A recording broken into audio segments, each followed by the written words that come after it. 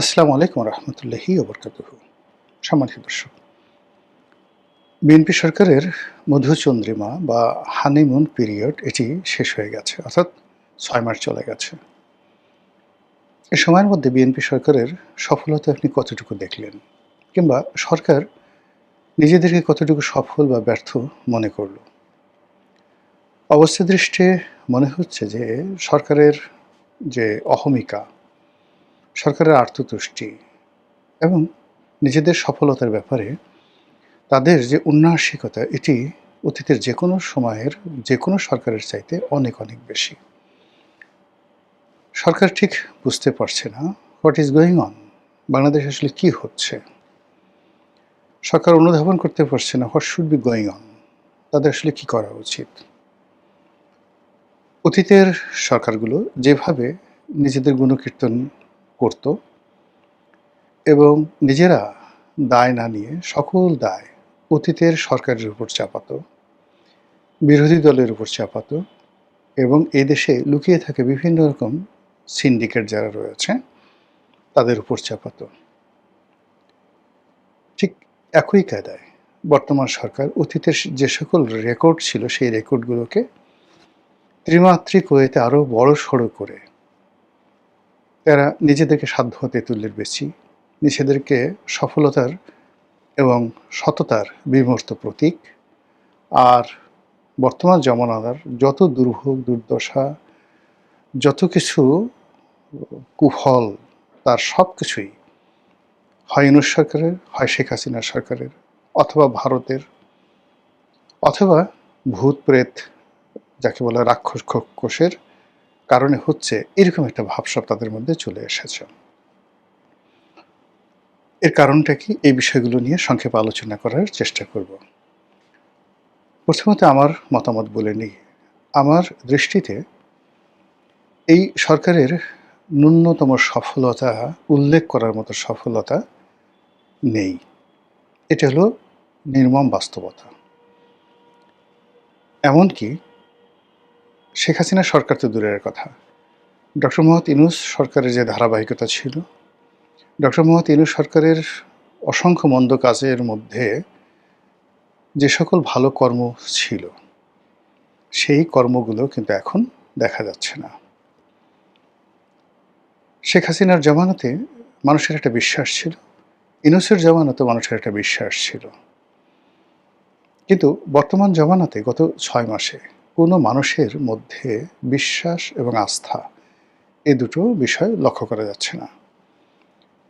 সরকার প্রথম দিন থেকে তারা যে কাজকর্মগুলো করছে সব কিছুই magical. Family card, diesel card, fuel card, বিধবা কার্ড, মানে অসংখ্য প্রায় ৩০-৩৫টি বিভিন্ন প্রকৃতির কার্ড দিয়ে সারা বাংলাদেশ ভরিয়ে ফেলা হবে, এই ধরনের একটি জাদুকরী পরিকল্পনা আমাদের সামনে তুলে ধরা হলো। দ্বিতীয় যে বিষয়টি, সেটা হলো খাল কাটতে হবে, গাছ লাগাতে হবে। এখন এই যুগে কোদাল দিয়ে খাল কাটতে হবে, গাছ লাগাতে হবে, এবং এজন্য কত টাকা খরচ হয়েছে তার কোনো ইয়াত্তা নেই। কিন্তু বিনিময়ে কয়টি খাল দিয়ে কী পরিমাণ মাছ আসছে, কী পরিমাণ কুমির এসছে, কী পরিমাণ পানি আসছে, তার কোনো পরিসংখ্যান নেই, কিন্তু যা হবার তা হয়ে গেছে। অর্থনীতির চরম সংকট, সবচেয়ে বেশি সংকট নগদ অর্থের। স্থানীয় বিনিয়োগ নেই বললেই চলে। এমনকি এস্টাবলিশড কোম্পানিগুলো যে বিএমআরি করে, বড় বড় হাতে গোনা, যেমন ধরুন বাংলাদেশের টপ 100 কোম্পানি, তো তারা যে বিএমআরি করে, অর্থাৎ তাদের প্রতিষ্ঠানগুলোকে আধুনিকরণ করে, পুরনো মেশিনগুলো পাল্টে নতুন মেশিন নেয়, অনেকে ইউনিটগুলো বৃদ্ধি করে, এটা গত 2 বছরে ক্রমাগতভাবে কমেছে। অধিকাংশ সাম্প্রতিক যে গ্যাস সংকট, সেই গ্যাস সংকটের কারণে অনেকগুলো বড় বড় শিল্প প্রতিষ্ঠান, তাদের উৎপাদন ব্যাহত হচ্ছে, অনেকে বন্ধ করে রেখেছে। ফলে নিত্য ব্যবহার্য জিনিসপত্র, কনজিউমার প্রোডাক্ট থেকে শুরু করে অন্যান্য যে সকল প্রোডাক্ট, এগুলোর সংকট বাজারে দেখা দিয়েছে। ঠিক সেই অবস্থাতে সরকার কতগুলো পরিবর্তন আনতে চাচ্ছে। ১ নম্বরে হলো যে মন্ত্রী পরিষদে বেশ কিছু রদবদল হওয়ার কথা শোনা যাচ্ছে। এর মধ্যে এলজিআরডি মিনিস্টার রূপে স্বরাষ্ট্রমন্ত্রী সালাউদ্দিন সাহেবের নিয়োগ শোনা যাচ্ছে চূড়ান্ত। আর স্বরাষ্ট্রমন্ত্রী পদে যে পানি সম্পদ মন্ত্রী আছেন শহীদুদ্দিন চৌধুরী আনি, তাকে নিয়োগ দেওয়া হচ্ছে। বেশ কিছু মন্ত্রণালয় হয়তো রিশাফেল করা হবে। গুঞ্জন উঠেছে মন্ত্রিপরিষদকে আরও বড় করা হবে এবং যে সকল রাজনৈতিক সহযোদ্ধা বিভিন্ন সময় বিএনপিকে সাহায্য করেছে, সহযোগিতা করেছে, তাদেরকে হয়তো মন্ত্রিপরিষদে ইনক্লুড করা হবে। যেভাবে নুরু, জুনায়েদ সাকি, ববি হাজ্জাজ তাদেরকে ইনক্লুড করা হয়েছে, রাশেদকে ইনক্লুড করা হয়েছে, একইভাবে মাহমুদুর রহমান মান্না, তারপর মাহমুদুর রহমান মান্নার পরে সাইফুল হক, সেই বিপ্লবী ওয়ার্কার্স পার্টি, যে ওয়ার্কার্স পার্টি রাশেদ খান মেননের দল থেকে বের হয়ে এসে বিএনপির সাপোর্টে বিপ্লবী ওয়ার্কার্স পার্টি তৈরি করেছিল, সেই ভদ্রলোককে নমিনেশন দেওয়া হয়েছিল, পাশ করেননি তিনি। এখন তাকে যে কোনো মূল্যে সেই মন্ত্রিপরিষদে নেওয়ার কথা চিন্তাভাবনা করা হচ্ছে। তো রাশেদ খান মেননের যে কন্টেম্পোরারি সাইফুল হক এবং মাহমুদুর রহমান মান্না নাগরিক অধিকার, তো তাকে তো মোরাল্লেস আমরা সবাই চিনি। এই দুজনকে মন্ত্রিপরিষদে ইনক্লুড করার পাশাপাশি সে যে আসম আব্দুর রবের যে জাসদ, তো সেক্ষেত্রে জাসদের আসম আব্দুর রবের স্ত্রী অথবা তার দলের কোনো নেতাকে মন্ত্রিপরিষদে ইনক্লুড করা সহ তারেক রহমান সাহেবের ঘনিষ্ঠ জন হিসেবে যারা বিবেচিত, তাদের কয়েকজনকে যে কোনোভাবে মন্ত্রিপরিষদে নেওয়া বা বাইরে থেকে বুদ্ধিজীবী, সাংবাদিক এদেরকে মন্ত্রিপরিষদে নিয়ে মন্ত্রিপরিষদের কলেবর আরও বৃদ্ধি করার জন্য নানা রকম কথাবার্তা হচ্ছে। এতে করে সরকারি ব্যয় বাড়বে, কিন্তু কাজের যে গতি, সেই কাজের গতি বাড়ার কোনো সম্ভাবনা নেই। এর কারণ হলো যে যাদেরকে নেওয়া হচ্ছে তারা একটা সরকারি গাড়ি পাবেন, মন্ত্রীদের একটা বাড়ি পাবেন, মাসে কিছু ভাতা পাবেন, কিন্তু কোনো একটা মন্ত্রণালয় পরিচালনা করে তারা সফলতা দেখাবেন, তার ন্যূনতম নজির এই মন্ত্রিপরিষদের একজনের পরিবারে নেই, একজনের ব্যক্তিগত জীবনে নেই, একজনের পারিবারিক জীবনে নেই, কিংবা প্রাতিষ্ঠানিক জীবনে নেই। যে মানুষ নিজে সফল নন, যেমন ধরুন মন্ত্রী হিসেবে সাইফুর রহমান সাহেব খুব ভালো করেছিলেন। এর কারণ হলো তিনি অন্যতম একজন শ্রেষ্ঠ চার্টার্ড অ্যাকাউন্ট্যান্ট ছিলেন এবং তার কর্মজীবন ছিল সফল। আমি জাস্ট সাইফুর রহমান সাহেবের উদাহরণ দিলাম। এইভাবে অতীতে যারাই খুব ভালো মন্ত্রী ছিলেন, ভীষণ রকম ভালো মন্ত্রী ছিলেন, যেমন এম কে আনোয়ার সাহেব খুব ভালো মন্ত্রী ছিলেন। তারপর জাতীয় পার্টির কাজী ফিরোজ রশিদ সাহেব খুব ভালো মন্ত্রী ছিলেন। আনিসুল ইসলাম মাহমুদ ভালো মন্ত্রী ছিলেন। মোর্শেদ খান সাহেব ভালো মন্ত্রী ছিলেন। এরকম অনেক, রিয়াজুর রহমান সাহেব ভালো মন্ত্রী ছিলেন। শমশের মবিন চৌধুরী ভালো রাষ্ট্রদূত ছিলেন। তো তারা সবাই ব্যক্তিগত জীবনে, ছাত্র জীবনে, কর্মজীবনে, সামাজিক জীবনে অসাধারণ সফল ছিলেন। এখন এই বর্তমান মন্ত্রিসভায় আপনি কয়জনকে জানেন, কয়জনকে চিনেন যাদের ব্যক্তিগত জীবনের সাহসিকতা, সফলতা, সার্থকতা, সুনাম, সুখ্যাতি এই বিষয়গুলো এতটা রিমার্কেবল যে এই মানুষগুলো রাষ্ট্রীয় পদপদবীতে বসে একটি রাষ্ট্রের একটি মন্ত্রণালয়কে সুন্দরভাবে চালাতে পারবেন, তার একটা ট্র্যাক রেকর্ড আপনি দেখান। যাকে মানুষের কাছে হাত পেতে টাকা নিতে হয়েছে, যাকে নিজের ঘর ছেড়ে অন্যের ঘরে দিনের পর দিন পালিয়ে থাকতে হয়েছে, যাকে নানা রকম মানবিক দুর্বলতা, চারিত্রিক দুর্বলতা, ভ্রষ্টতা, নিকৃষ্টতা, দুর্নীতি, অনিয়ম, অনাচার, অবিচার, ব্যভিচার, প্রায় সব কিছু তার মানবিক যে গুণাবলী, সমস্ত গুণাবলীকে ছাপিয়ে গেছে। প্রত্যেকটা মানুষের মধ্যে মানবিক দুর্বলতা রয়েছে। আপনি 10টা মিথ্যা কথা বলেন, কিন্তু 90টা সত্য কথা বলেন। আপনি 10টা মন্দ কাজ করেন, কিন্তু 100টা আপনি ভালো কাজ করেন। আপনি 10টা ব্যর্থ হয়েছেন, কিন্তু আপনি 20টি সফল হয়েছেন।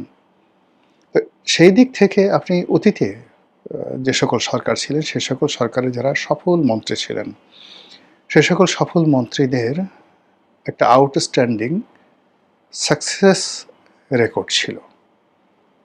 ইনক্লুডিং যারা প্রধানমন্ত্রী হয়েছিলেন তাদেরও, ইনক্লুডিং যারা রাষ্ট্রপতি হয়েছিলেন তাদের সকলেরই সাকসেস রেট ভালো ছিল।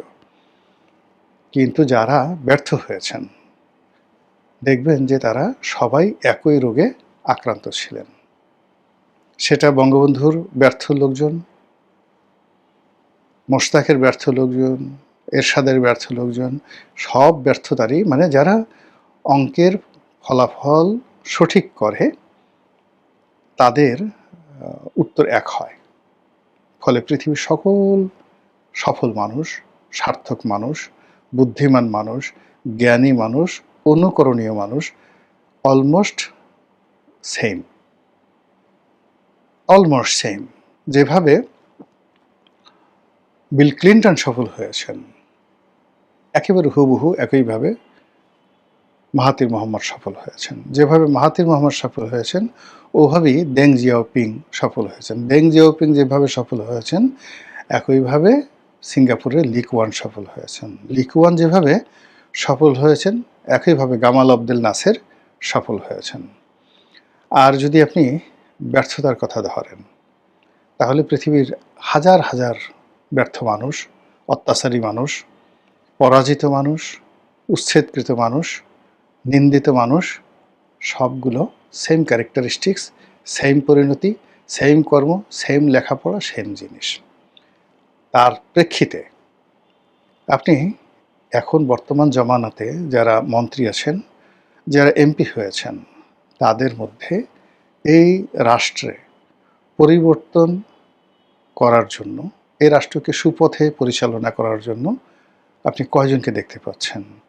যে লোক নিজেই সকাল বিকাল অন্ধকারের মধ্যে পড়ে যায়, যেই লোক নিজের প্রতি যার ন্যূনতম সংযম বোধ নেই, যেই লোক তার নিজের যে পঞ্চ ইন্দ্রিয়, সেই পঞ্চ ইন্দ্রিয়র ওপর যার ন্যূনতম নিয়ন্ত্রণ নেই, সে মানুষ মন্ত্রণালয়ের একটি বড় চেয়ারে বসলে চুরি করবে, চামারি করবে, গুন্ডামি করবে, বদমাইশি করবে, রাষ্ট্রীয় অর্থ লোপাট করবে, জনগণের আমানত খেয়ানত করবে। এটাই স্বাভাবিক, এর বাইরে অন্য কোনো কিছু হবে না।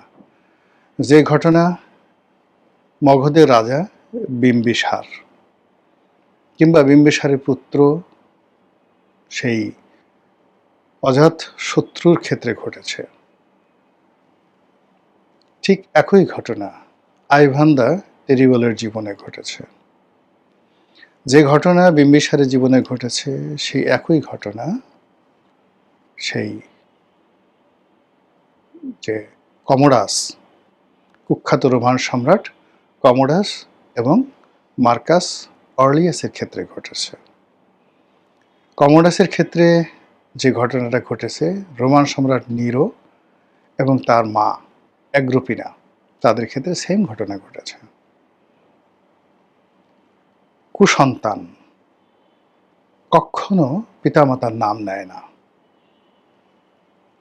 আর সুসন্তান সবসময় উঠতে বসতে পিতার নাম, মাতার নাম নেওয়ার সঙ্গে সঙ্গে অশ্রুসিক্ত হয়ে যায়। এটাই দুনিয়ার নিয়ম। তো সেই থেকে যেটা হচ্ছে যে আমাদের দেশে এখন যারা সরকার পরিচালনা করছে তারা যা কিছুই করছেন এটার একটা পরিণতি আছে। সেই পরিণতি আমরা কি দেখতে পাচ্ছি?